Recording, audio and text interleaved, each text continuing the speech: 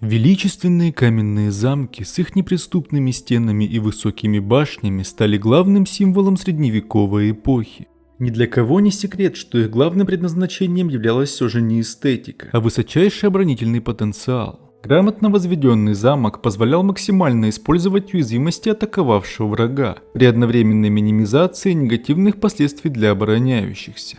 Такую крепость могла эффективно защищать даже небольшая армия и при наличии должных запасов удерживать ее очень долго. Крепкая защита позволяла обороняющимся отбивать штурм за штурмом до тех пор, когда прибудет подкрепление, или когда атаковавшие войска не вынуждены будут отступить из-за нехватки продовольствия, болезней или потерь. С осадой замка в культуре хотя бы раз в жизни сталкивался каждый из нас. Даже те, кто не особо ценит средневековую тематику, встречались с этим в фильмах, книгах или в компьютерных играх.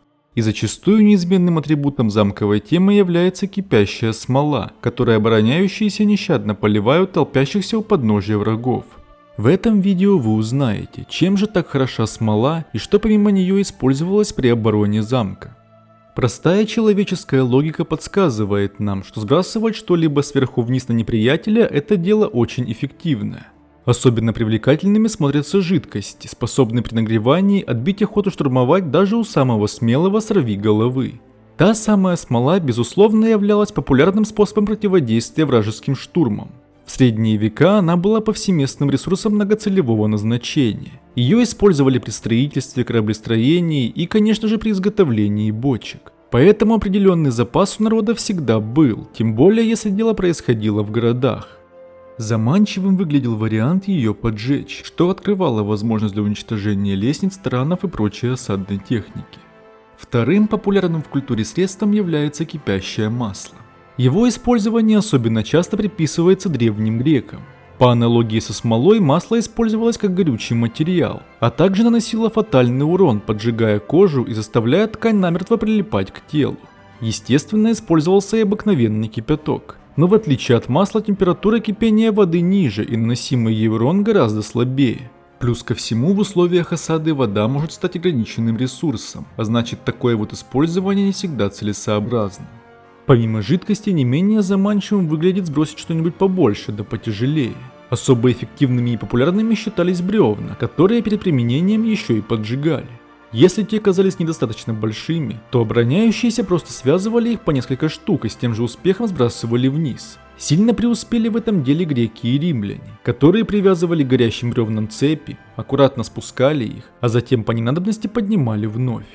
Таким образом они оберегали важные участки стен от лестницы осадных башен, ведь понятное дело, что на пылающую деревяшку никто лезть не будет. Естественно, что в разгар битвы вниз летело вообще все, что могло попасть под руку, будь то камни, палки и даже обвалившиеся части собственных стен.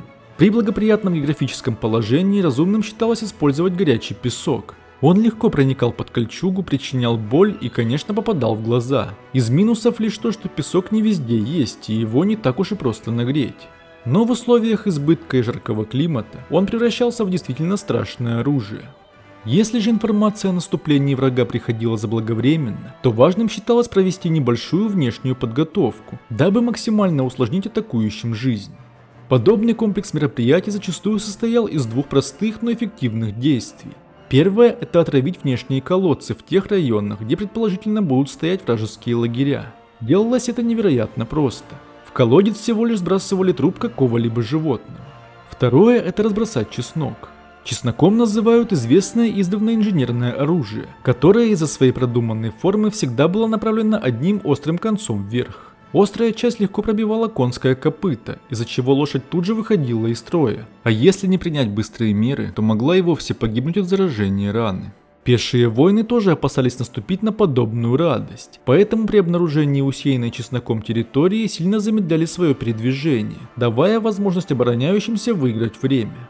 Как видите, взятие замка дело непростое. Высота стен от 6 до нескольких десятков метров, обороняющиеся в полной готовности, а из соседнего города к ним уже на всех парах мчатся на помощь союзники. В таких условиях лишь полноценная подготовка, грамотный план и немалая доля удачи оставляли надежды на положительный исход.